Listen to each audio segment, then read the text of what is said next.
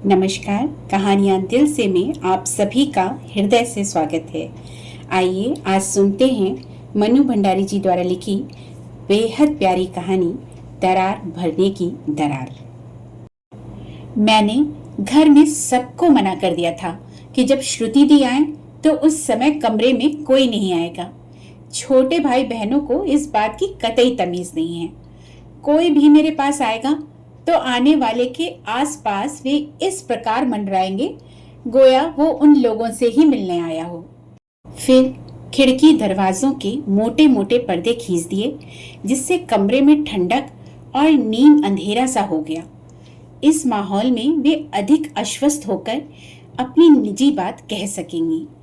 दोपहर में जब से उनका फोन आया है, मैं एक अजीब सी मानसिक उलझन में हूँ।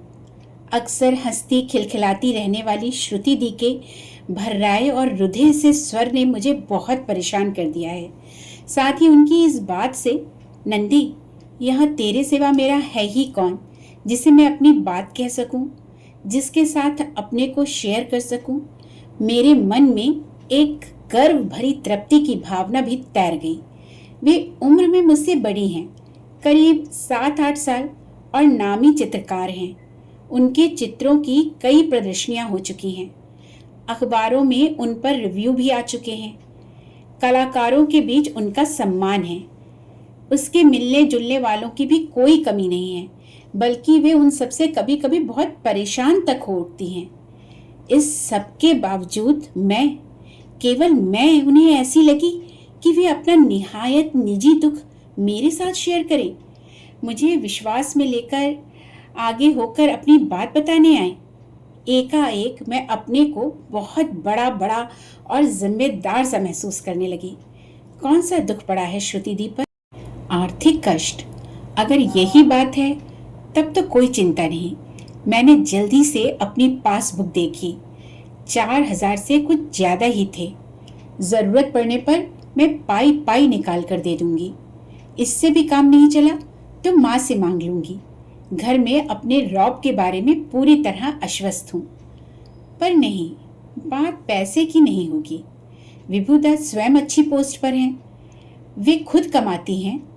फिर पैसे के लिए इतनी परेशान होने वाले जीवों में से वे नहीं हैं। इस स्तर पर निहायत फक्कड़ और मौजी, जहाँ स्टाफ में सब साड़ी और जेवर का रौब पटक पटक कर ढेर किए देती हैं, वहां वे बिना संकोच के कुछ भी पहनकर आ जाती हैं।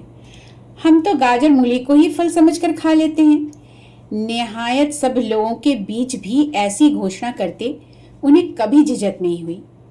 तब कलकत्ता उन्हें बिल्कुल रास नहीं आया। 2 सालों से ऊपर ही हो गए, पर इस बात से वे अभी भी जब तब दुखी होती रहती हैं कि वे कहाँ आ फंसी। कितनी ही बार उन्होंने कहा, नंदी, मन होता है कि बोरिया बिस्तर बांधकर वापस लौट जाऊं।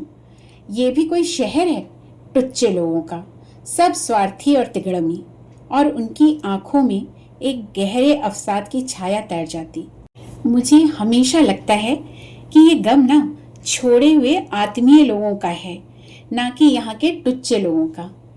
जैसे उसकी जड़ें कहीं और हैं, पर कभी उन जड़ों तक पहुंचने का साहस नहीं हुआ। सारी मित्रता के बावजूद उम्र के अंतर की एक दीवार सी हमेशा ही मैंने महसूस की है। आज भी स्वयं उस दीवार को तोड़कर अपना अंतरंग मेरे सामने उंडेलने आ रही हैं। जैसे भी हो, मुझे अपने को इस लायक बनाना ही है कि मैं उनके दुख को समझ और बांट सकूं। समय से कोई 20 मिनट पहले ही वे अचानक कमरे का पर्दा उठाकर कमरे में दाखिल हो गई। पढ़ने में मन नहीं लगा तो किताब को यूं ही छाती पर टिकाकर मैंने आंखें मूंद ली थी। उनकी आवाज़ से ही मेरी आंख खुली। मैं हड़बड़ाकर उठी, मन ही मन अपने को कोसा। वे क्या सोचेंगी कि उसके ऐसे संकट की बात जानने के बाद भी मैं मस्त पड़ी सो रही थी। जिसे कोई बात छूती ही नहीं, उसे कैसे कोई अपना दुख बताएगा।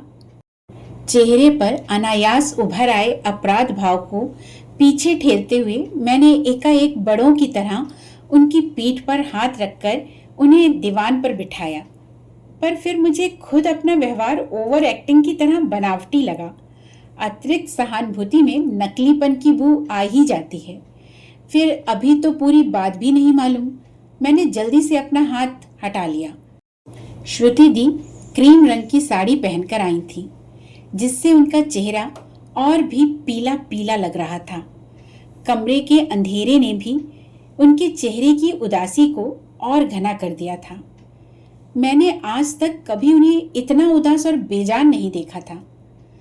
जैसे बहुत धुलने के कारण कपड़े का रंग बदरंग हो जाता है, वैसे ही शायद बहुत रोने के कारण उनकी आंखें बड़ी बुझी बुझी और फीकी फीकी लग रही थी। मैं एकटक उनके चेहरे की ओर देखने लगी। धीरे से पूछा, क्या बात हो गई श्रुति दी? वे जमीन पर नजर गड़ाए रही। लगा जैसे बात करने के लिए शब्द टटोल रही हैं। फिर एकाएक मेरी ओर देखकर बोली, समझ में नहीं आता क्या बताऊं। फोन करने के बाद बड़ी देर तक पछताती रही कि बेकार ही तुझे परेशान किया। यूं भी इस सब में तू कर ही क्या सकेगी? कोई भी क्या कर सकता है। इतना ही तो होगा कि कहकर मैं हल्की हो जाऊंगी, पर अपने को हल्का करने के लिए तुझ पर बोझ डाल दूं, ये भी कोई बात हुई भला? और एक गहरी सर्द सी आह उनके मुंह से निकल गई। आंखें भी नम सी हो गई। क्षणांश के लिए मन में फिर अपना सोना कोंच गया। मुझे यूं निश्चिंत सोता देखकर ही तो ये बात इनके मन में नहीं आई। बड़ी तत्परता से बोली, आप कैसी बात करती हैं? मुझे क्या परेशानी होगी भला? आपकी परेशानी कुछ भी बांट सकी तो मुझे बहुत खुशी होगी। जब से आपका फोन आया है तब से किसी भी बात में मेरा मन नहीं लग रहा है। आंखें मूंद लेटे लेटे मैं बार बार आपकी ही बात सोच रही हूँ। मेरी इस बात पर विश्वास हो जाएगा इन्हें। आखिर बात क्या हुई? आप परेशान क्यों हैं? कई दिनों से तुझे सब कुछ बता देना चाहती थी, पर हर बार जब्त कर जाती। लेकिन अब अकेले अकेले मुझसे सब सहा नहीं जाता। फिर अब तो तुझसे यूं भी बहुत मदद लेनी होगी। मेरा साथ दोगी ना? और बड़ी बेबस सी होकर मेरा हाथ पकड़ लिया।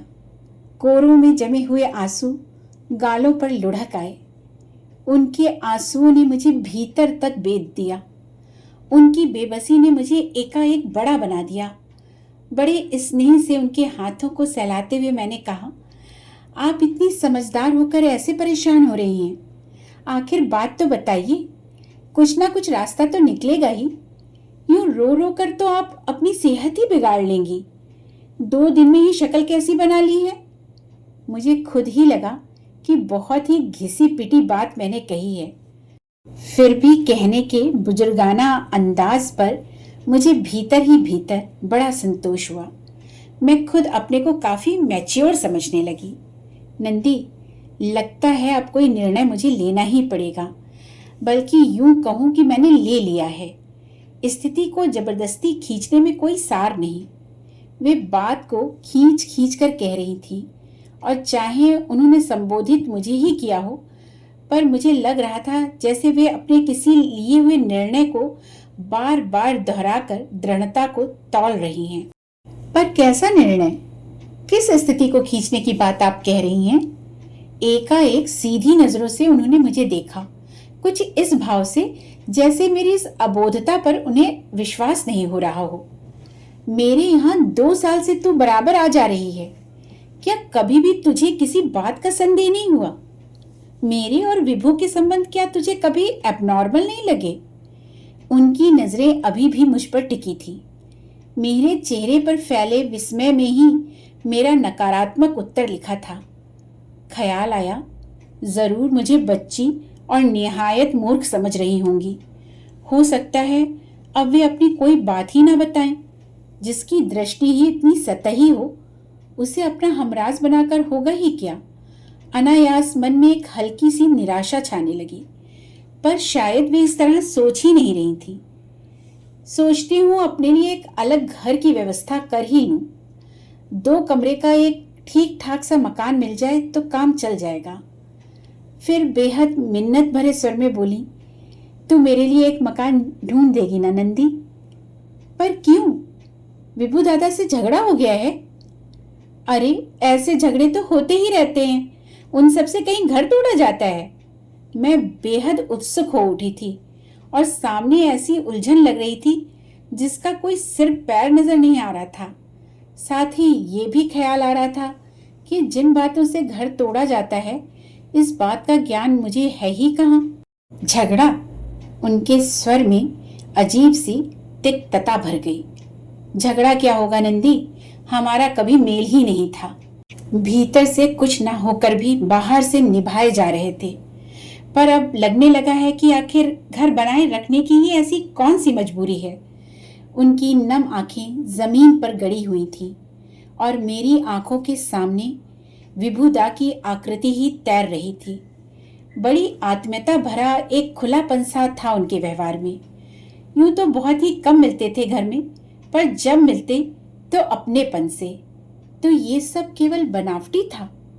बड़ी तकलीफ हो रही थी मुझे विश्वास करने में। बहुत दिनों के संघर्ष और द्वंद्व के बाद आखिर मैंने अंतिम रूप से निर्णय ले ही लिया है कि मैं अब अलग ही रहूंगी। और सच कहती हूँ नंदी, निर्णय लेने के बाद से ही जैसे मैं हल्की हो गई हूँ, एक तनाव से मुक्त हो गई हूँ। पर आंसू थे कि फिर भी ढुलक आए। मुझे उनकी किसी भी बात पर जैसे विश्वास नहीं हो रहा था। ये सब आप क्या कह रही हैं श्रुति दी? इतना बड़ा कारण भी तो होना चाहिए। आप अलग रह सकेंगी? विभुदा राजी होंगे इसके लिए? नहीं होंगे तो हो जाएंगे, पर इस बार मैं मकान तय करके ही उनसे बात करूंगी। बस तू मुझे मकान ढूंढवा दे। मकान के लिए यहाँ जैसी भागदौड़ करनी होती है वो मुझसे नहीं होगी। नंदी, अब तो मैं बहुत बहुत थक गई हूँ। और सचमुच ही वे निढाल सी होकर गोल तकिए के सहारे लेट गई और दोनों हाथ आंखों पर रख लिए। जाने कैसी कैसी ममता उमड़ आई उन पर। मैं उनके पास सरक कर बहुत धीरे धीरे उनके बाल सहलाने लगी। श्रुति दी की जिंदगी के इतने बड़े निर्णय की गवाह मैं हूँ। नई जिंदगी की शुरुआत करने का भार मुझ पर है। बच्चों की तरह निर्भर कर रही हैं ये मुझ पर। कितना विश्वास है इनको।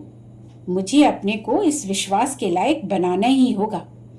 घर में तो ये हाल है कि एक गिलास पानी भी कोई पिलाए तो प्यास मिटे। एकाएक ख्याल आया इनके पीने के लिए कुछ ठंडा मंगवाऊं।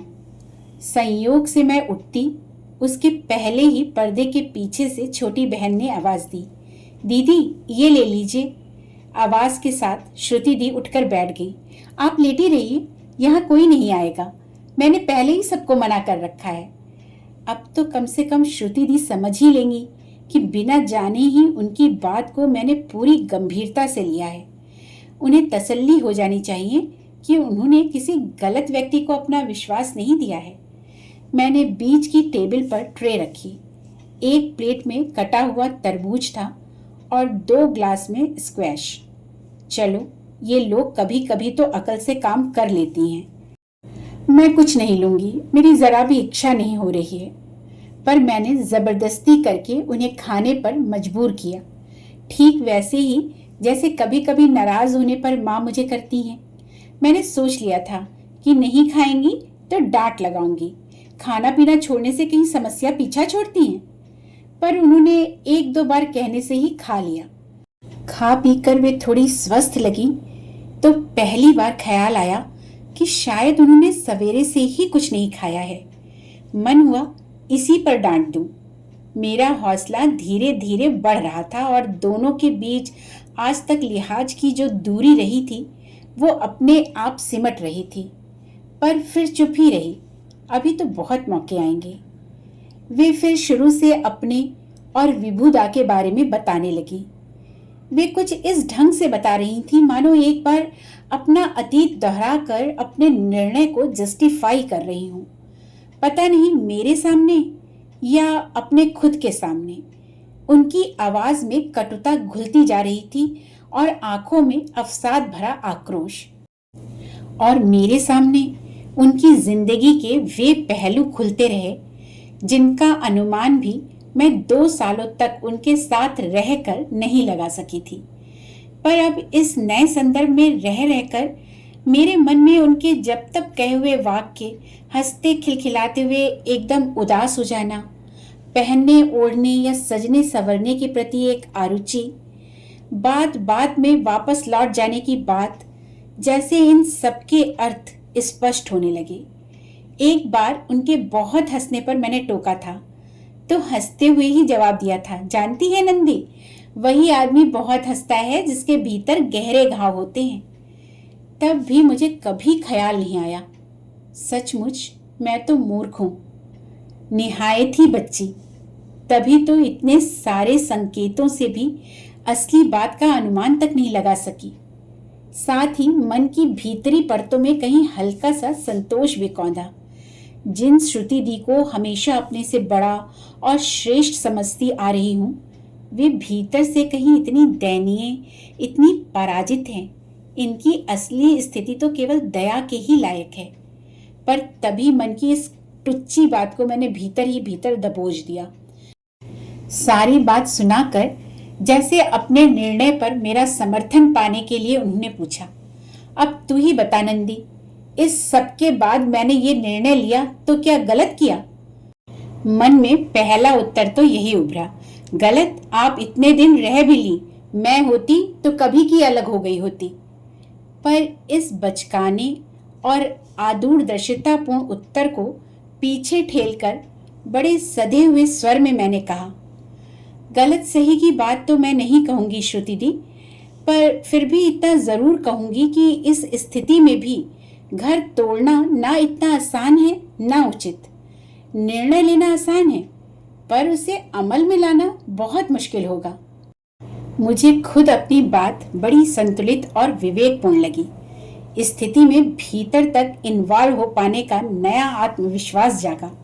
उसी से भरी भरी मैं बोली, आप कुछ दिन सब्र करें, थोड़ा धीरज रखें। मैं एक बार विभुदा से बात करूंगी, उसके बाद ही आप कुछ करेंगी। उन्होंने मेरी ओर इस तरह देखा मानो विश्वास नहीं हो रहा। फिर एक लंबी सांस छोड़कर बड़े हताश स्वर में बोली, क्या होगा बात करके? तुझे ये निर्णय आज का लग रहा है, पर जानती नहीं इसके पीछे कितने अनखाए दिन और अनसोई रातें हैं। बहसों के लंबे लंबे दौर हैं। जब कहीं भी कुछ बाकी नहीं रहा, तभी तो ये निर्णय लिया है। और उनका स्वर फिर कहीं गहरे में डूब गया। एकाएक वे फूट फूट कर रो उठी। उनका रोना मुझे भीतर तक मथ गया। मैंने उनका सिर अपनी गोद में लिया और दुलार से उनके बाल सहलाने लगी। मैं चुप करा रही थी, पर खुद मुझे रोना आ रहा था। 8 बजे के करीब मैंने उनसे खाने के लिए जिद की, पर इस बार वे नहीं मानी। तब टैक्सी करके मैं खुद घर तक छोड़ने गई।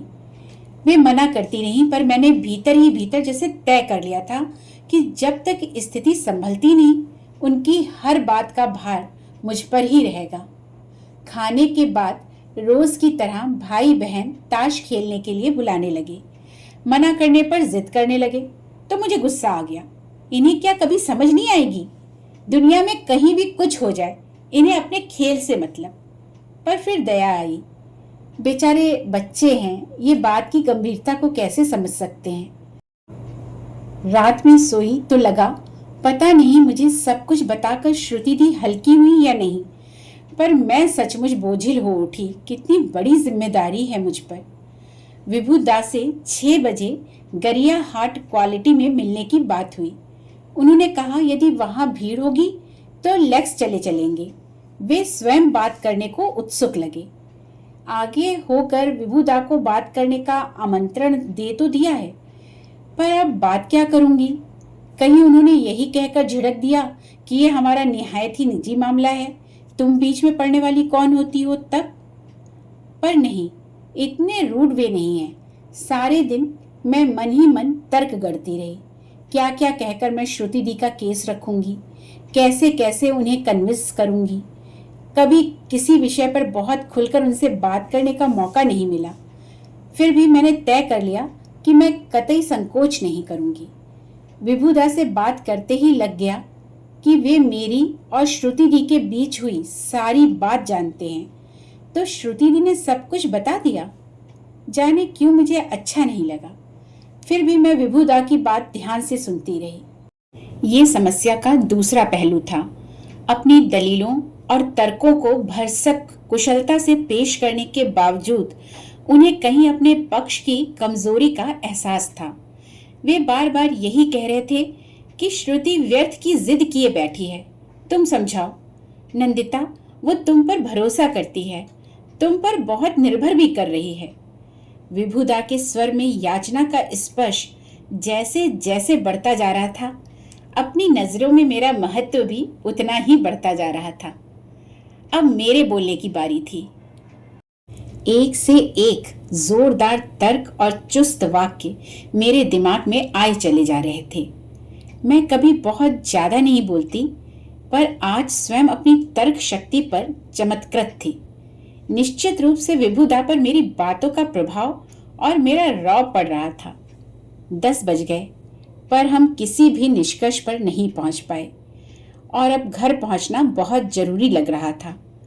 विभुदा मुझे घर तक छोड़ने आए। दरवाजे पर खड़े खड़े भी करीब 20-25 मिनट तक और बातें होती रहीं। ऊपर पहुंची तो माँ ने आड़े हाथों लिया। कहाँ थी तू अब तक? समय का भी कुछ ख्याल है? 11 बज रहे हैं। माँ पर गुस्सा आने लगा। वे समझती क्यों नहीं कितनी बड़ी जिम्मेदारी मुझ पर है। क्या समझेंगी? उनके लिए तो घर में क्या सब्जी बनेगी इस बात का फैसला और किसी की जिंदगी का सबसे महत्वपूर्ण फैसला एक सी अहमियत रखता है। मैं कपड़े बदलकर लेट गई तो माँ का खींच भरा स्वर सुनाई दिया। खाना तो खा ले। मुझे भूख नहीं। ये रोज रोज तेरी भूख कहाँ चली जाती है? सचमुच जैसे मेरी भूख ही मर गई है। रात में नींद भी तो नहीं आती ठीक से। सारे समय आंखों के सामने श्रुति दी का सूखा मुरझाया चेहरा, सूजी सूजी फीकी निस्तेज सी आंखें ही घूमती रहती हैं। जिंदगी के सबसे मधुर अध्याय ने कैसी कटुता भर दी है उनके जीवन में। जीवन का सारा रस ही जैसे निचुड़ गया। माँ आजकल रात दिन मेरी शादी को लेकर ही परेशान रहती हैं। ना जाने कहाँ कहाँ बात चला रखी है। कहीं ऐसा ही मेरे साथ भी हो जाए तो? मन में जाने कैसा कैसा भय समाने लगा। नहीं, मुझे अभी अपनी बात नहीं, केवल श्रुति दी की बात ही सोचनी है। ये कहकर मैंने व्यर्थ के भय को धकेल दिया। दूसरे दिन नहाकर निकली तो कमरे में श्रुति दी मेरा इंतजार कर रही थी। लगा जैसे रात इन्होंने मुझसे मिलने की प्रतीक्षा में ही काटी है। मैंने सारे पर्दे खींचे और उनके पास आ बैठी। मैं विभुदा से हुई बातें बता रही थी और उनके चेहरे पर तरह तरह के भाव आ जा रहे थे। कभी वे भभक सी पड़ती और उनकी आंखें पनीली हो जाती। फिर बड़े भीगे से स्वर में बोली, तुझे परेशान कर डाला ना नंदी? तू भी क्या सोचती होगी कि कहाँ फंस गई?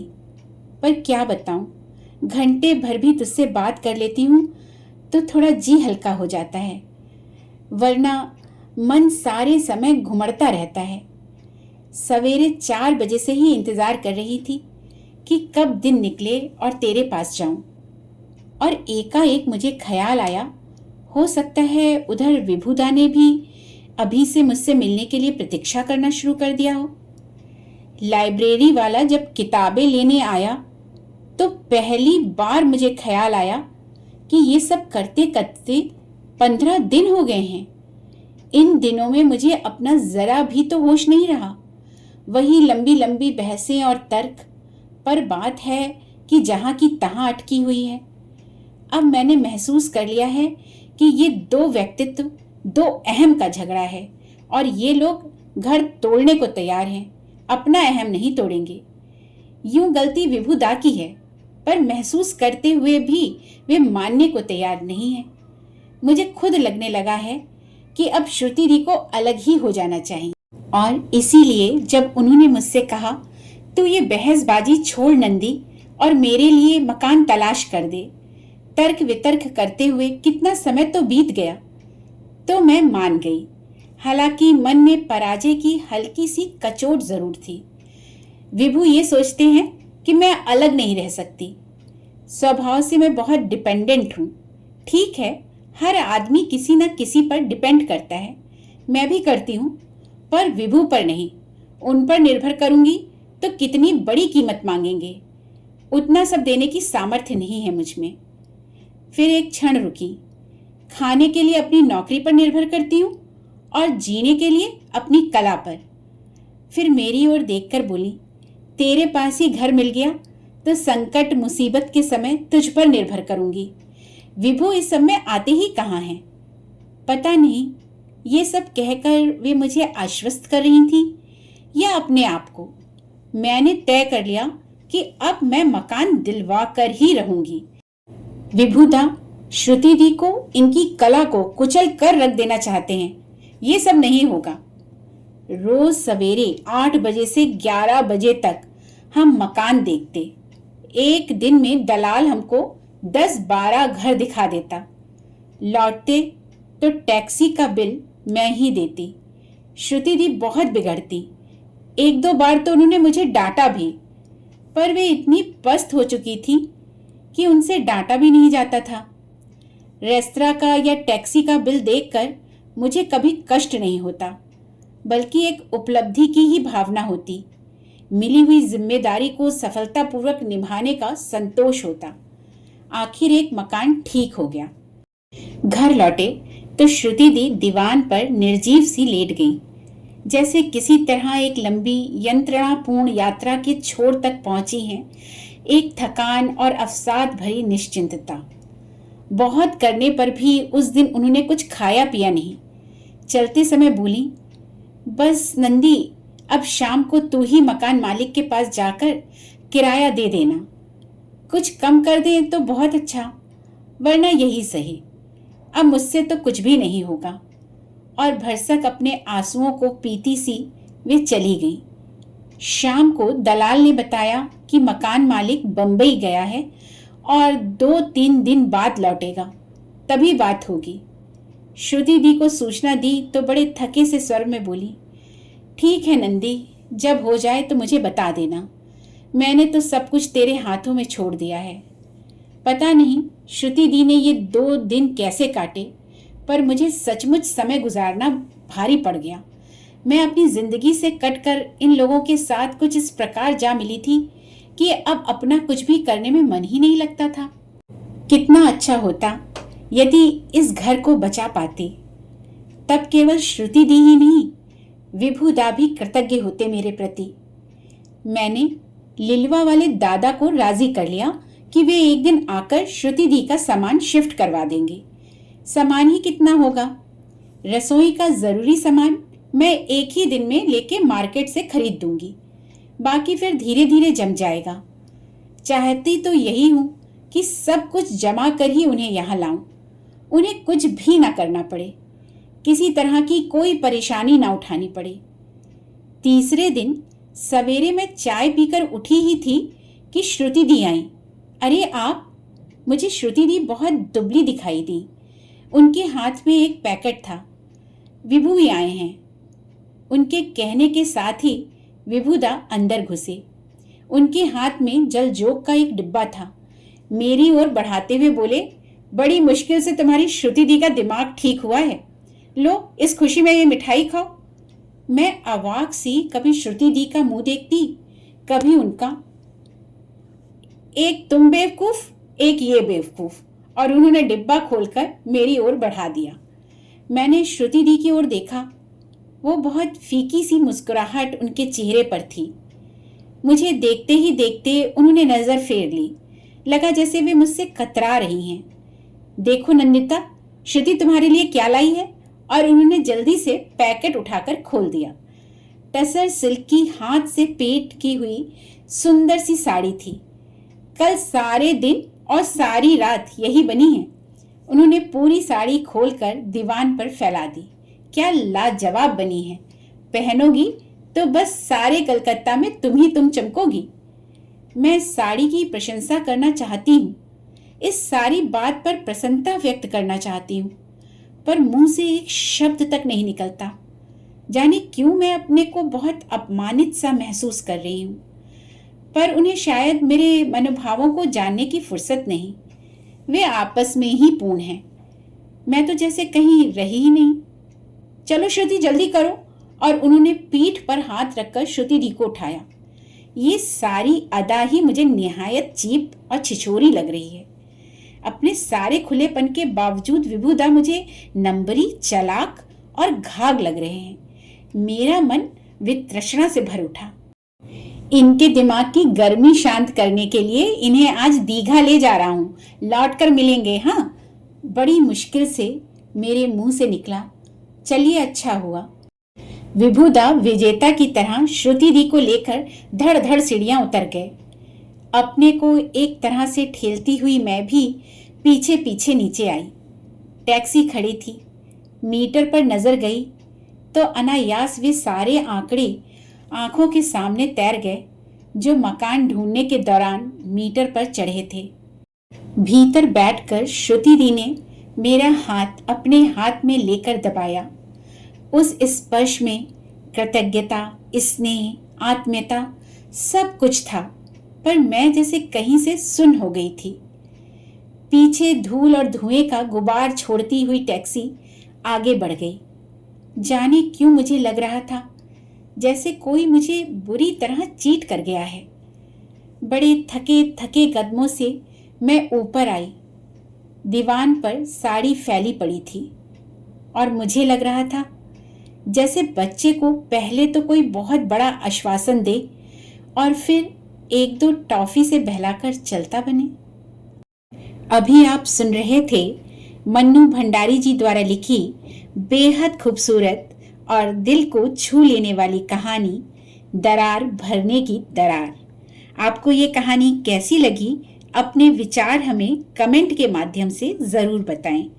और ऐसी ही भावनाओं से भरी सुंदर कहानियाँ सुनने के लिए अपने चैनल कहानियाँ दिल से को लाइक, शेयर और सब्सक्राइब करना बिल्कुल ना भूलें। फिर मिलेंगे एक नई कहानी और नए एहसासों के साथ। तब तक के लिए दीजिए कहानियाँ दिल से को अनुमति। जय हिंद, जय भारत।